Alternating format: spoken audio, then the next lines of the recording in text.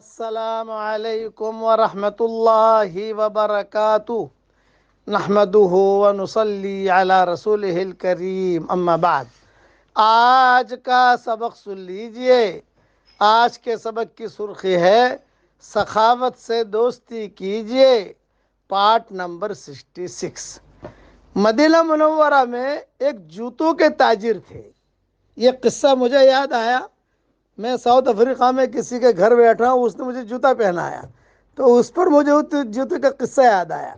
ان کی تجارت تھی جوتوں کی، تو مہینے میں ایک مرتبہ وہ جو ہے اپنی مسجد کے باہر اعلان کرتے تھے، مسجد نبوی میں نہیں، مسجد اور مسجدیں بھی ہوتی تھی حضور کے زمانے میں، اور مسجد بن گئی تھی مدینہ منورہ میں، تو وہ اعلان کرتے کہ میں سفر سے آیا ہوں اور جو ہے جوتے بھی لایا ہوں الگ الگ قسم کے، تو فجر کی نماز میں آ جانا، باہر جو ہے سب بہت بڑا اسٹاک ہوگا، جس کے پاؤں میں جو آوے وہ لے جانا۔ اور تو ماشاءاللہ مسجد بھر جاتی تھی، اس میں مرد بھی ہوتے تھے، عورتیں بھی ہوتی تھی، اور وہ جو ہے بس وہ اعلان مدینہ منورہ، واٹس ایپ تو ہوتا نہیں تھا، لیکن یہ کوئی اعلان ہو جاتا تھا تو ایک دوسرے کو کہتے تھے وہ جوتے والا آ گیا ہے، وہ جوتے والا آ گیا ہے، وہ جوتے والا آ گیا ہے۔ تو وہ روزانہ اچھا ہر مہینے میں ایک مرتبہ وہ کرتے تھے۔ شام سے جب ان کا مال آتا تھا، بہت کوانٹٹی میں مال آتا تھا ان کا، تو کچھ مال تو بیچ دیتے تھے، اور کچھ مال جو ہے غریبوں کے لیے، سخاوت کے لیے وہ رکھ لیتے تھے۔ یہ ان کا معمول تھا۔ اسی طریقے پر مدینہ منورہ میں ایک عورت تھی جو ہر جمعہ کو، جمعہ کی نماز کے بعد چقندر بناتی تھی، ایک خاص قسم کا سالن، مسجد نبوی کے باہر ہی وہ جو انصاریہ عورت تھی وہ بناتی تھی۔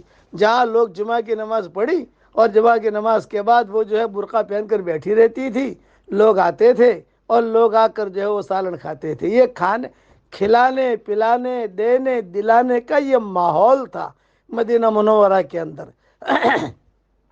اس قسم کے بہت قصے ہیں جو میں بیان بھی نہیں کر سکتا میں، کہ سخاوت کا ماحول حضور صلی اللہ علیہ وسلم نے مدینہ منورہ میں پیدا کیا۔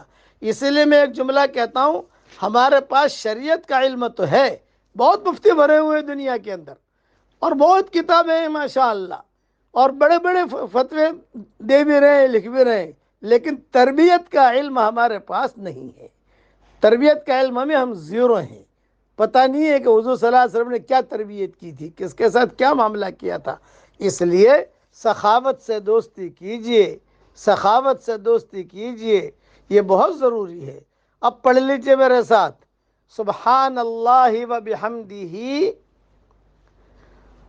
عدد خلقہ ورضا نفسہ وزنت عرشہ ومداد کلماتہ۔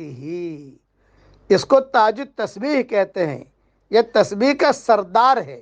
حضور صلی اللہ علیہ وسلم فرماتے تھے، حضور صلی اللہ علیہ وسلم اپنی اہلیہ محترمہ کو یہ سکھایا کرتے تھے، گھر والوں کو یہ پڑھا کرو، اس سے اللہ تعالیٰ خوش ہوتے ہیں، اللہ تعالیٰ ہم سب سے راضی ہو جائے، اور اللہ ہمیں وہ کام کرنے کی توفیق دے جس سے اللہ خوش ہو، اور جو کام کرنے سے اللہ ناراض ہوتا ہو ہم سب کو بچنے کی توفیق عطا فرمائے۔ آمین۔ وآخر دعوانا ان الحمدللہ رب العالمین۔